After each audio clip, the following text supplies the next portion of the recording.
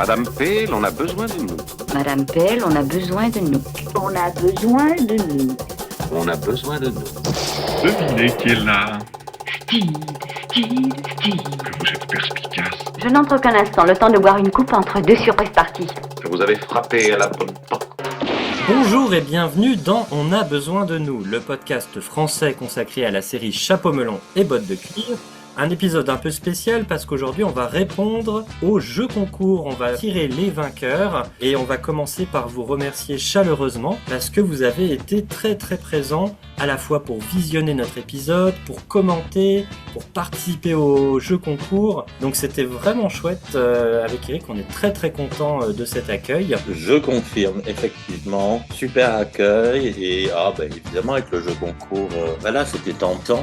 Et vous êtes nombreux à avoir participé. Les gagnants, on en a 3 comme prévu, il n'y a pas de souci. On va les tirer au sort tout de suite, mais avant, Eric, je propose qu'on passe en revue les 3 questions et qu'on donne les réponses. La première question était: dans quel épisode des New Avengers pouvons-nous voir les noms de Katy Gale, Emma Peel et Tara King sur des dossiers aux archives des services secrets? Voilà une question piège qui a posé bien de soucis à nos participants. Je m'y attendais pas, ça s'est révélé être la plus difficile, il y a eu beaucoup d'erreurs, certaines surprenantes, d'autres non, qui étaient un peu pièges. Certaines personnes ont répondu le château de cartes, je vois très bien à quoi ils pensent, mais c'est pas du tout la question. Dans le château de cartes, c'était des photos qu'on voyait des précédents partenaires de Steed. Et donc la réponse, bien sûr, c'est méfiez-vous des morts, ou c'est Purday qui regarde les dossiers dans le passé de Steed et on voit très clairement les noms de Katy, Emma et Tara. John Steed du berceau et jusqu'à nos jours. Waouh. Oui, il a mené une vie exceptionnellement active et tous les plus infimes détails, vous les trouverez là-dedans. Félicitations à ceux qui avaient trouvé. Question suivante: quel grand acteur britannique interprète le professeur Von Klaus dans le premier épisode des New Avengers, le repère de l'aigle? Eric, c'est bien sûr. Celle-là, elle me semble totalement évidente. D'ailleurs, je crois que personne ne s'est planté, en fait. Ouais. Évidemment, Peter Cushing. Et puis la question qui était issue du podcast: quel est le tirage pour ces nouveaux coffrets New Avengers Blu-ray UHD en France? Eric, quel était le tirage? Je crois que c'est Raphaël qui nous le dit. Il y a eu 1000 4K tirés et 2000 Blu-ray, donc en tout 3000 coffrets. Et là aussi, je crois que tout le monde a bien écouté le podcast. Oui. Et puis il y en a qui ont bien fait la distinction Blu-ray UHD. Enfin, il y en a qui ont fait des réponses un peu longues. Voilà, ne vous faites pas de soucis, on vous a bien sélectionné. Nous allons donc tirer au sort les gagnants sans plus attendre.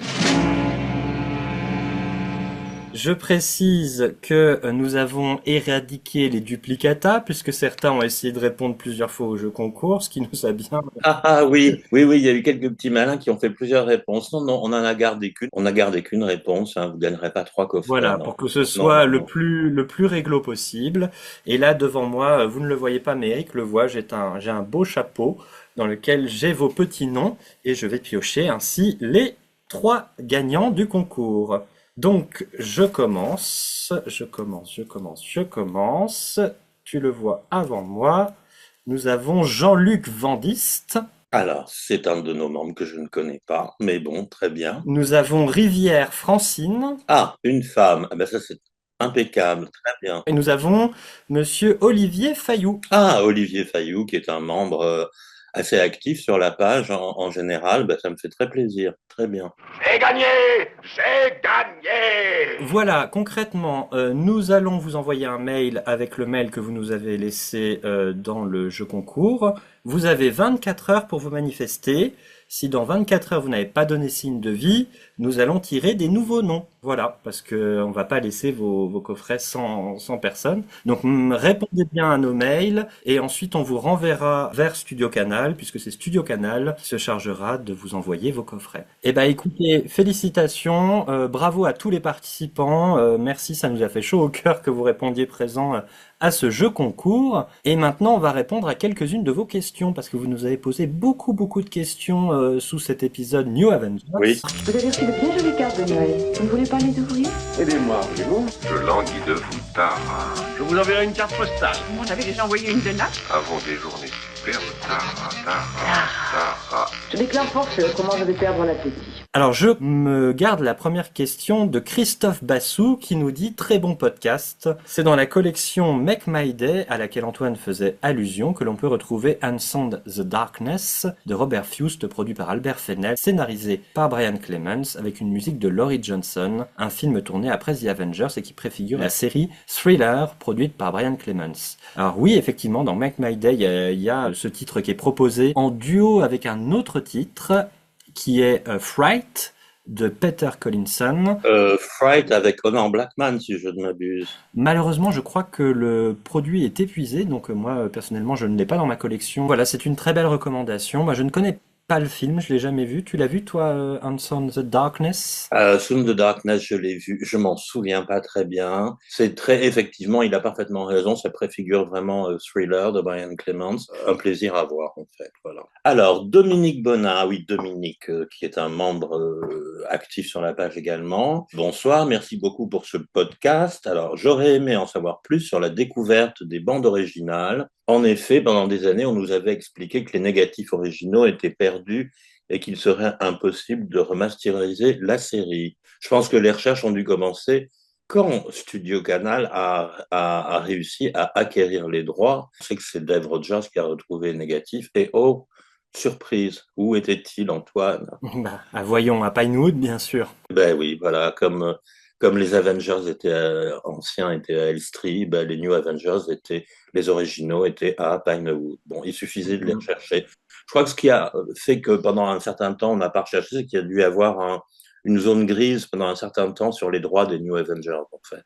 Et que Studio Canal a mis du temps à régler ce problème. Et après, ils ont mis beaucoup de temps à régler le problème de pouvoir exploiter le produit. Moi, j'ai jamais pensé qu'ils étaient perdus. Il n'y avait aucune raison qu'un produit de ces années-là, tourné à Pinewood, ait pu être perdu, franchement. Non, mais par contre, c'est vrai qu'ils n'étaient pas conservés aux mêmes endroits que les originaux. Donc, Ah ben non, oui, mais ça, forcément. Oui.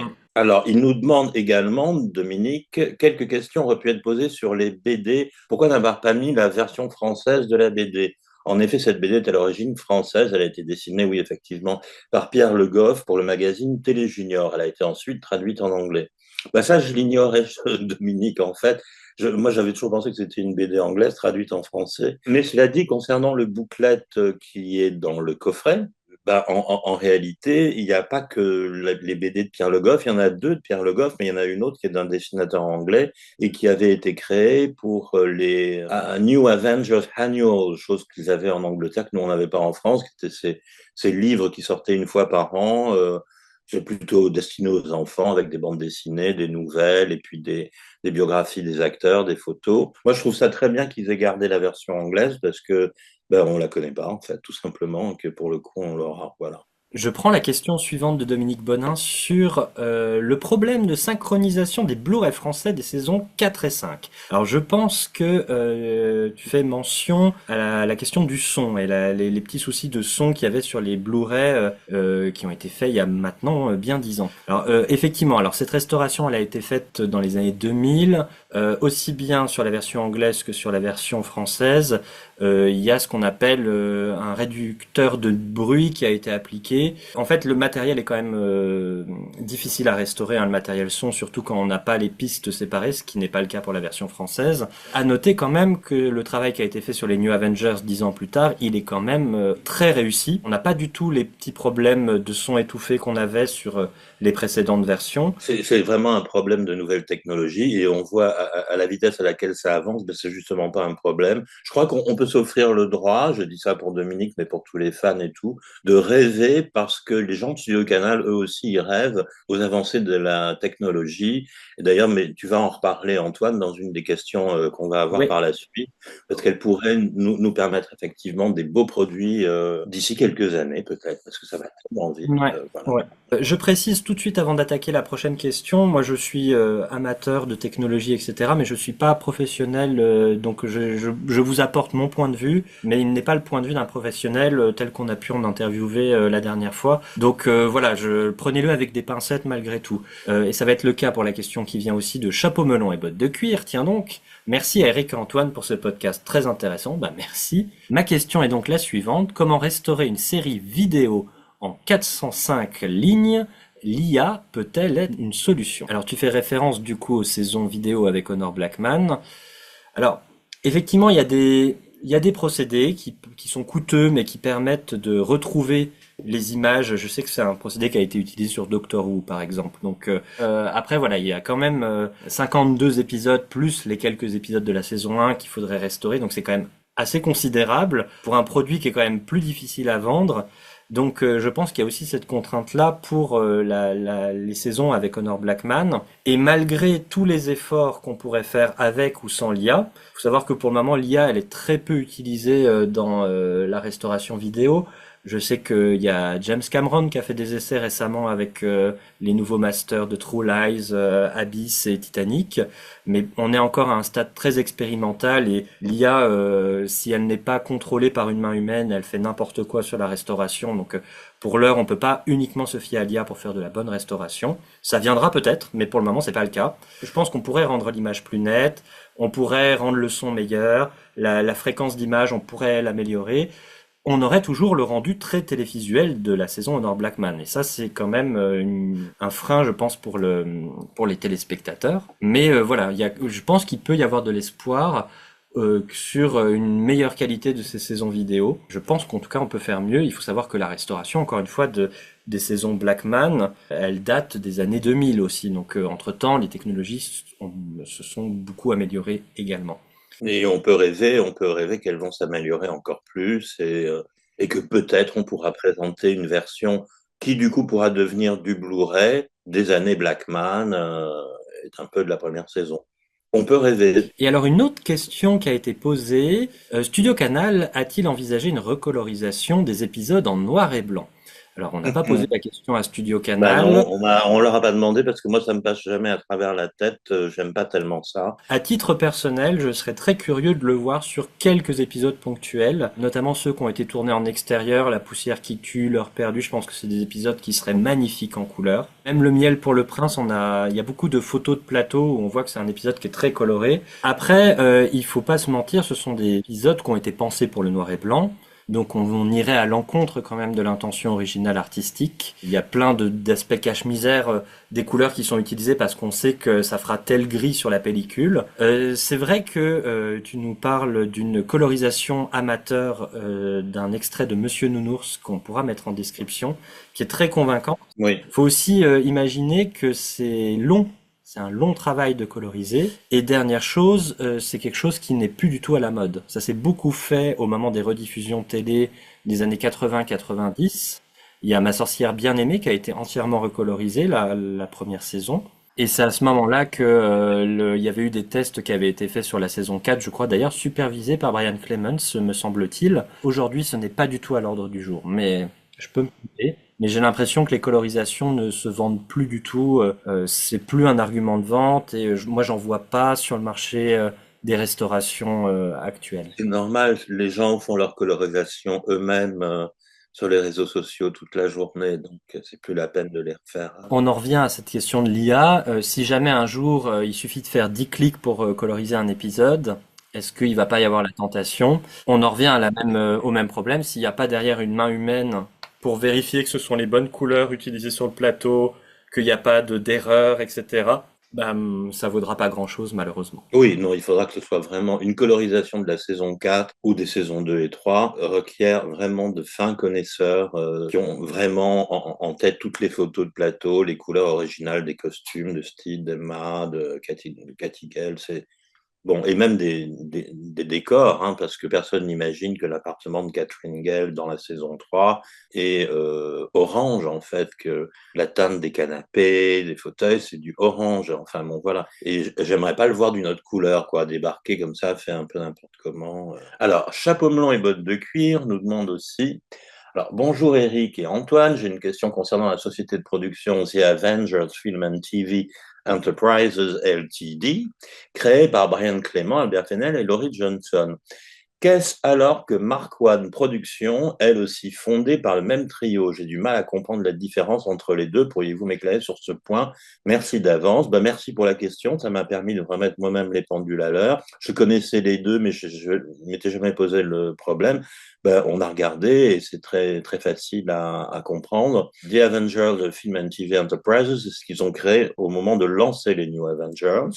alors qu'ils étaient en train de terminer les New Avengers en 77.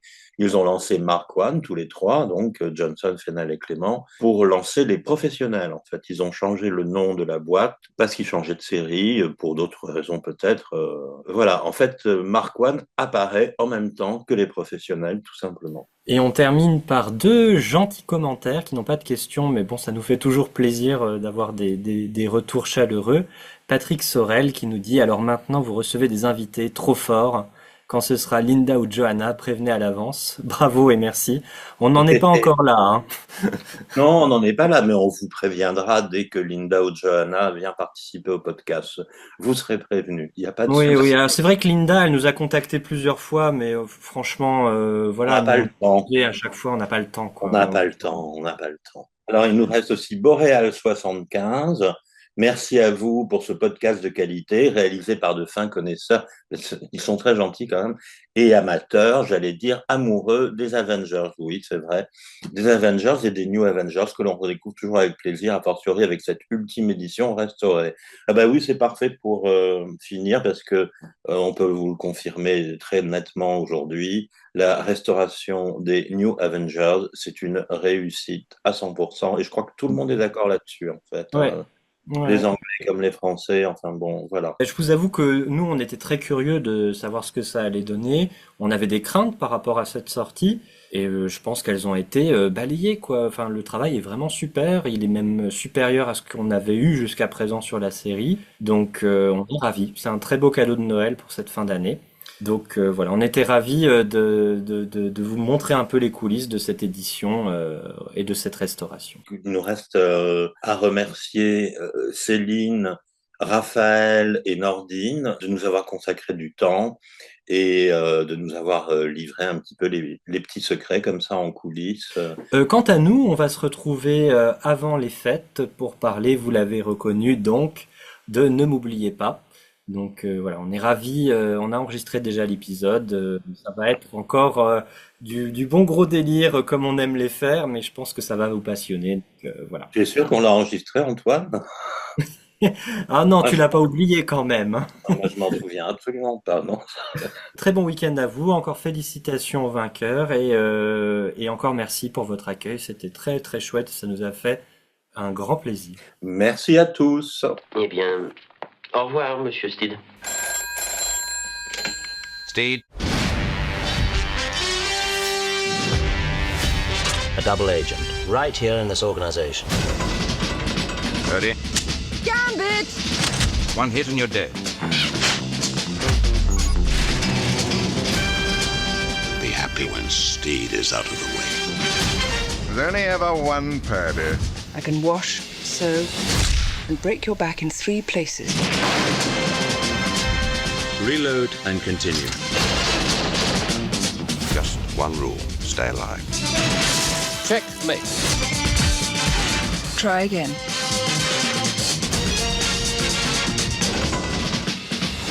We have you surrounded. Oh, he won't like that! Team effort? Irreplaceable.